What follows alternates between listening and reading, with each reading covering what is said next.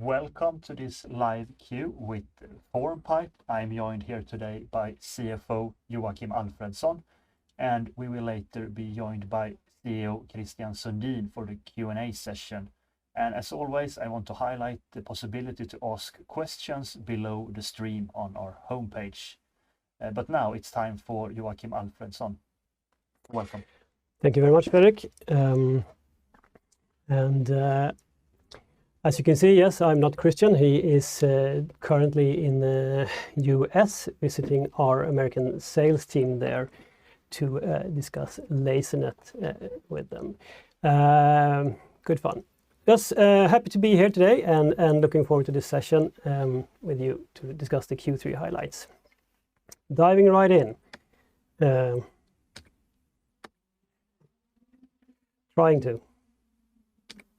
we go. Three things that I would like to put emphasis on here today is the first thing is that we finally see that delivery is delivering, which should of course be natural, but has not always been the case in Sweden the recent quarters. We see very positive signs coming through there now, and we're happy to see that once again in the Q3 report. Also, I would like to highlight the growth of ARR, 19% growth year on year, which is a very strong number, and it's the most important one in our numbers, I think. And lastly, I would like to point out that we have won the Landbrugsstyrelsen tender, which is important for us and caters for a continued very solid business in Denmark going forward.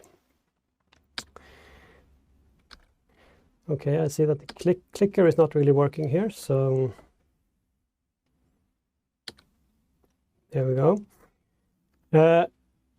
Well, the quarter has some positive trends that I would like to highlight, but as well also some hiccups, I'm afraid.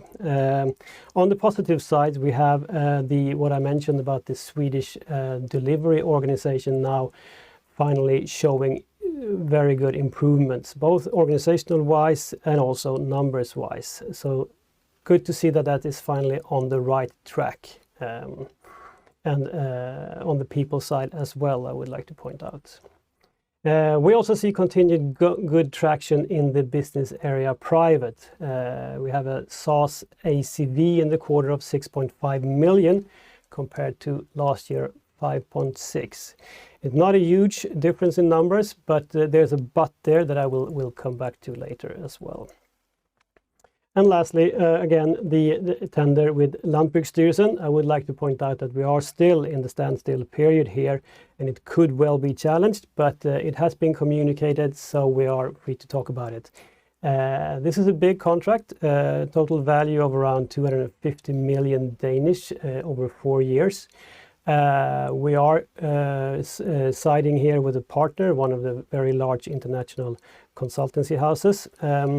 So the Formpipe share of this revenue stream is around 20 million Danish per year. And it puts the organization in Denmark at ease and gives us better flexibility to work with the staffing of different projects. So it's really good, and it's a good marketing win as well. On the negative sides, though, we see lower delivery revenues coming through from Denmark that we have been accustomed with the latest quarters. Reasons for that is that we have spent a lot of time preparing for this tender with Landbrugsstyrelsen, which has cost us debitable hours, I'm afraid. And also, we have had a very substantial new release of the product TAS, which also has affected our billability ratios negatively in this quarter. Looking at the private business area, unfortunately, we have witnessed longer sales cycles. Temenos is explaining this in their quarterly report, and we are here depending on Temenos to close the deals. But slower sales cycles in the Temenos channel is not necessarily a bad thing. If I for a second here take off my CFO glasses and put on my sales guy glasses, we have an upside here, since we are continuously getting closer and closer in the relationship with Temenos. We are now in around 20% of all of their pipeline deals. A year back, we were only in 2 or 3 of them.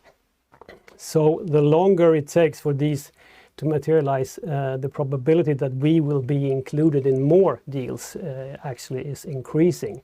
So in the short term, in this quarter, this is a negative, of course, but in the longer perspective, this could actually be good, that we get a chance to get included in more deals the quarters to come. Also, I would like to point out the currency is of course affecting us as well. We gain some on the revenue lines, actually 3.5 million in this quarter alone, which accounts for 3% of the growth we recognize. But unfortunately, we're even more hit on the cost side, where cost expands by 4.9 million. And the reason for this is that is the offshore account with Ukraine, where we pay them in US dollars, and dollar against the SEK has weakened around 30% to the dollar during this year alone. So a huge hit there, unfortunately, and this is a bit out of our hands, of course. So to summarize this a bit, the things that we can control, we see really strong, good trends, with the exception of the Danish billability, of course, in this quarter. But trend-wise, things looks good for the future. Going into the details here, I see that the animation has been lost here, but I will try to. This is a really messy picture for you, I can see. If we sum the growth on total sales, we see that is up 10% from last year, or 11 million, which is a good number. Again, whereof 3.5 million comes from the strengthening or the weakening of the Swedish krona. Recurring revenues are up 15% or 11 million kronor, mostly stemming from the increase in SaaS revenue of 7 million kronor compared to last year's Q3. And we see that delivery revenues are up 2 million despite the shortfall of revenue from Denmark, which amounts to approximately 4.5 million kronor in this quarter. License revenue, as we've discussed previous quarters, are trending down. We are losing out 2 million compared to last year, and this is something that we are grown accustomed to, and even more so now when also public sector is turning towards SaaS and subscription purchases. So this will continue along this way. Moving to the cost side, staff line is up by 18% from last year. We have grown the headcount by a net 8 persons. In that number, there are both plus and minuses, but the net is up 8. We see that we are affected by salary inflation, and also some exchange rates come in here to increase that number. Looking at the sales expenses, they are driven by the increased sales of SaaS and Lasernet, but also has been affected by a bigger use of subcontractors in the Danish delivery organization. With the Landbrugsstyrelsen tender not being certain, we have used subcontractors instead of hirings. So now, with the possible win of that contract, we will be able to plan the organization better going forward. Other costs are higher. We are still comparing with a last year that was sort of affected by the pandemic still. We see more marketing and more traveling compared to last year. And also here we get the effect from the dollar in the offshore account. In this quarter alone, the dollar has increased our offshore spending by 1.7 million, which is percentage-wise pretty big. 1.7 million on the total spend of 13 million is what it is. So summing up the costs, they are up 20 million, which leaves 6 million in EBIT, which is down quite substantially from last year, as you can see. But we are considering this to be sort of the low point of our transitioning towards. We have worked very hard with the organization, and we feel that we now have passed the low point with profitability, and things are starting to progress in the right direction profit-wise. So we see that we are in the low point here and are expecting better quarters to come. Looking at the ACV, we see that this year's ACV, this quarter's ACV is 6 million kronor compared to last year is 10. The big difference there is actually Denmark, who had a really good last year and accounted for 4 million out of that 10. And we see that the SaaS is driving this with 7 million out of that 6. And again, it's private driving the most of the SaaS, the sales in this quarter. Q3 is not a really strong quarter when it comes to sales in public sector, so this is as expected, I would say. The outgoing ARR is 345 million, which is up by 54 million from last year, or 19%. Also here, of course, there is a currency effect. So out of those 54, some 18 million is currency related. But then again, if the Swedish krona does not strengthen against the other currencies, 345 million is what we're expecting in revenue as of now.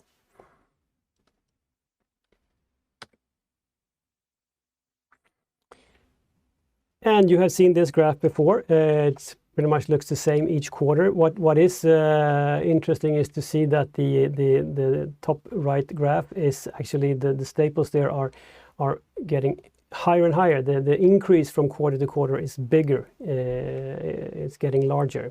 So year to date, we cover 66% of the revenue is from recurring. And we see that year-on-year growth is 15% in this quarter. And we've had a long-term trend here from going back from 2014 with a strong growth in recurring revenue.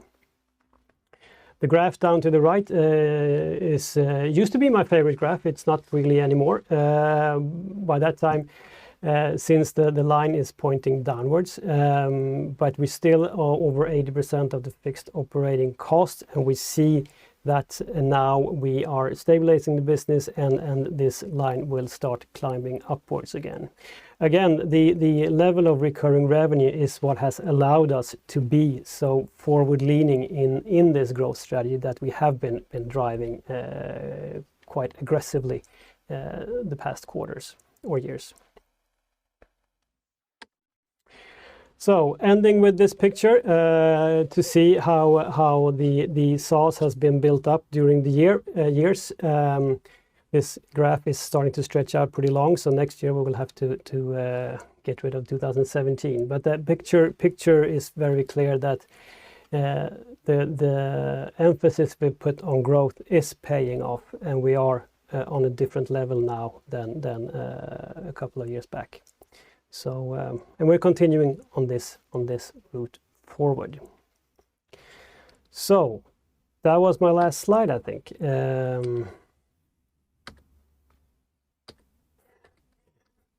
Thank you. There we go.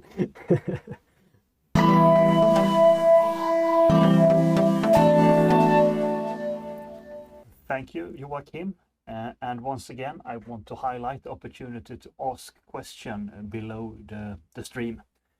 And I will start with the ACV. Like you mentioned or showed us, it's still a lot higher than it was a few years ago, but at the same time, it's slightly lower than what we have seen in recent quarters. You mentioned that banking customers has postponed their investment decisions. Why is that? And do you expect the softer banking market to continue? It's hard to say. I don't really have a good answer to you what they expect the banking business, where the banking business to go. That one,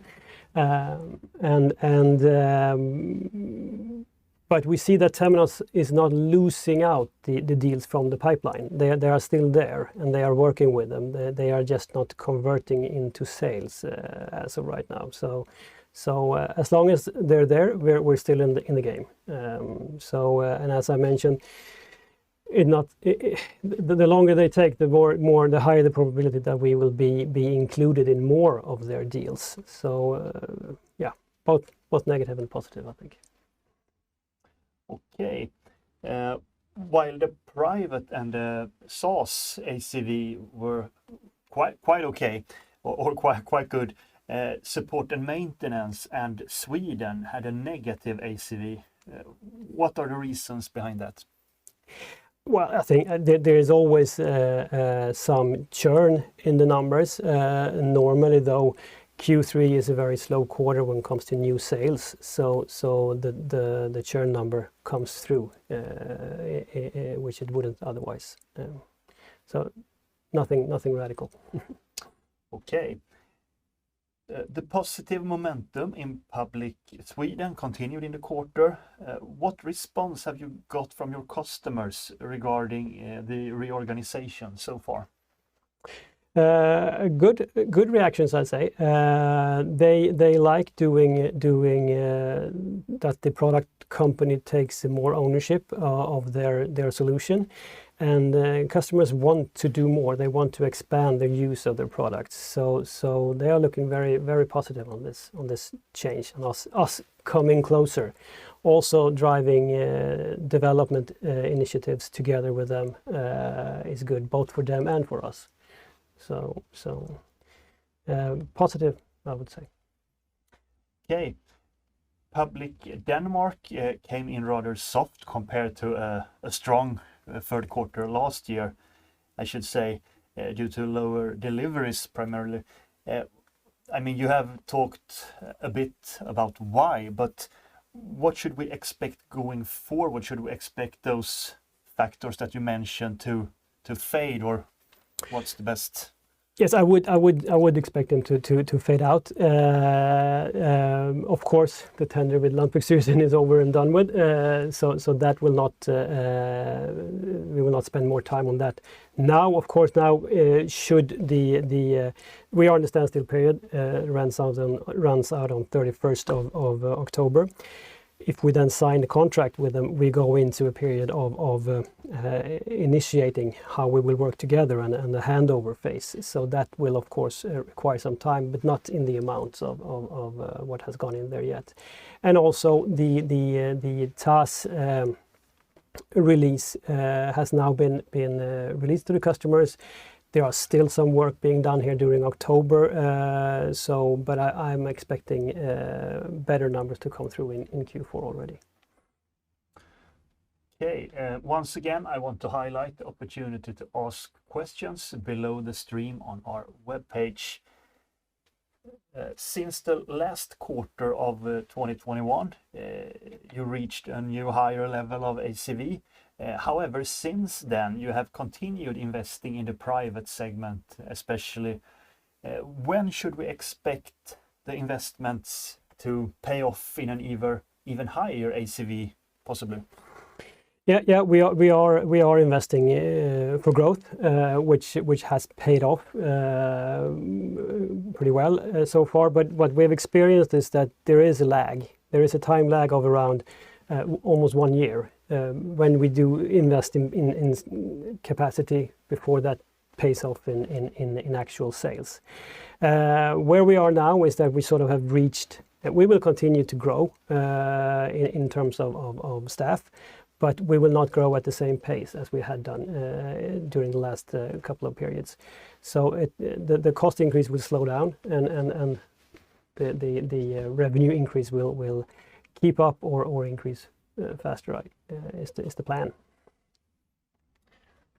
Okay, let's talk a bit about macroeconomics. I mean, your public segments are probably quite resilient, I suppose, but what about the private segment? What's your view on the sensitivity to the economic cycle?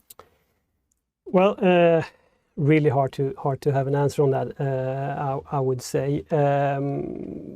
I think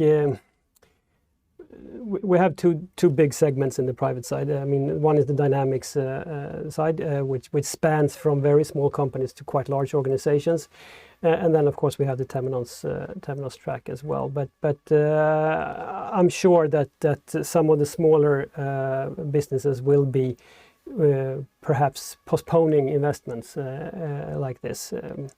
But it's too early to say. We don't really see that yet. So it's just speculation, but it could well be. Regarding the public sector, yes, they are resilient, but in the end, we are using taxpayers' money. So when the taxes go down, so does the budget for public sector. So there's just a longer lag before we see that effect, I would say. Okay. And you mentioned that currencies have a negative effect on the result, and we also see some inflation, but you also have some indexing on your deals in most cases, at least. I mean, could you tell us a bit about the impact of those factors and how they get into your numbers relative each other? Yeah, absolutely. I mean, in the public sector, we have agreements clearly stipulating that we have the right to index our agreements. They're on different terms, different indices, etc. And some only allows us to account for 80% of the index uplift and so forth. But in the total pictures, we are allowed to index the contracts. In Denmark, however, we have a slightly worse situation because many of the new contracts there are on a fixed uplift of 1.5%. So actually, there's a lot of IT companies now in Denmark joining forces to call this a force majeure and thereby allow them to index to higher uplifts, basically. But we're not sure where that will land in as of now. What is though is that there will be a time lag here. We see the cost effect coming right now and will be very apparent in the coming periods, while the indexation will be a more smooth uplift and have a dragged out effect. Since these are billed on 12 months or annually, and the effect will come on the next invoice going out to the customer. So there will be a gradual increase here. Okay. Last chance for you in the audience to ask any questions. And as I mentioned, you can ask questions below the stream on our homepage. For the second consecutive quarter, you have a negative net recruitment. I suppose you would prefer to add to the headcount. What can you do to reverse the trend? We have been working very hard with that, and it's mostly in Sweden that this has been a factor. So what we see now, we see that we have sort of come to terms with it, and that we are now in a good trend with the staff, but. Of course, when people resign, it takes some time before they sort of drop out. So that's what we see now. So we're crossing our fingers that things will be smoother now, not as turbulent as has been. But the ambition is, of course, to grow, and we will continue to grow and recruit people. Okay, thank you very much, Joachim.